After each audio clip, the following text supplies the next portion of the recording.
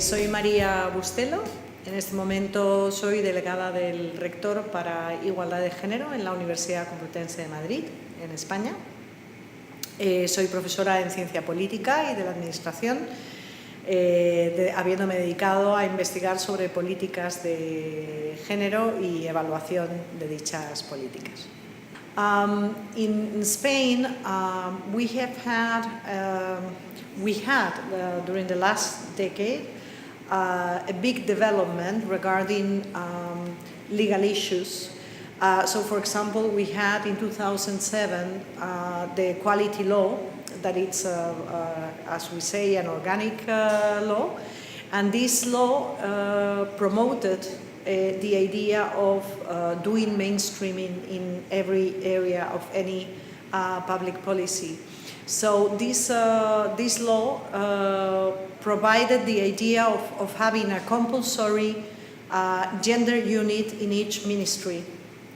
After this law, there was another law modification of the university laws, and this idea of having a gender unit is something that is also compulsory in every public university in Spain. This is really important because the equality units are supposed to be the governmental structures to promote gender mainstreaming in universities and research organizations.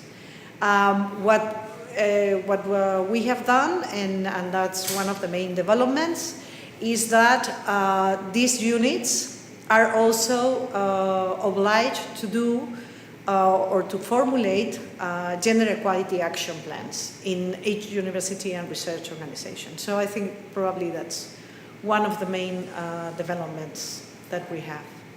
Yeah, I mean, immediately after this golden period in Spain, we were especially hit by the crisis, by the economic crisis. So, and Spain has been a country especially with a lot of problems, unemployment, and of course, all these crises hit the public policies which are more important for women, but also hit the possibility of having more people and having money for doing research and for higher education. So that has been really, I think, the main challenge, and of course a general context that is not only economic, but it's also a political context, in which we have had a kind of a conservative turn, and this for gender policies has not been good. So in many cases, the economic crisis was the perfect excuse to cut down all the money and efforts for gender policies.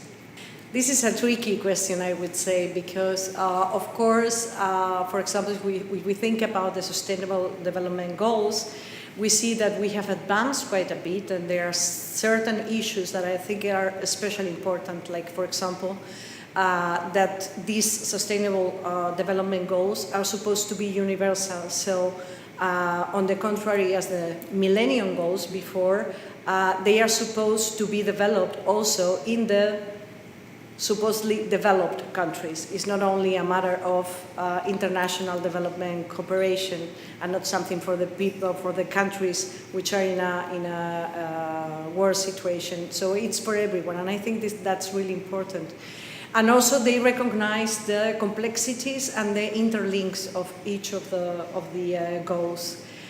And I think that in general this is a recognition that we live in a very complex world, and I think we are starting and we know that the way to try to respond to that complexity is also doing complex policies and integrate or try to do comprehensive policies. But on the other side, I mean, I think the big challenge we have now is our own world and all the things that are happening at the global level and each of the countries. In Europe, we have also problems, but we have different and difficult situations everywhere. So I think that, and that's not good normally for also for gender equality. So it's one good thing and one bad thing.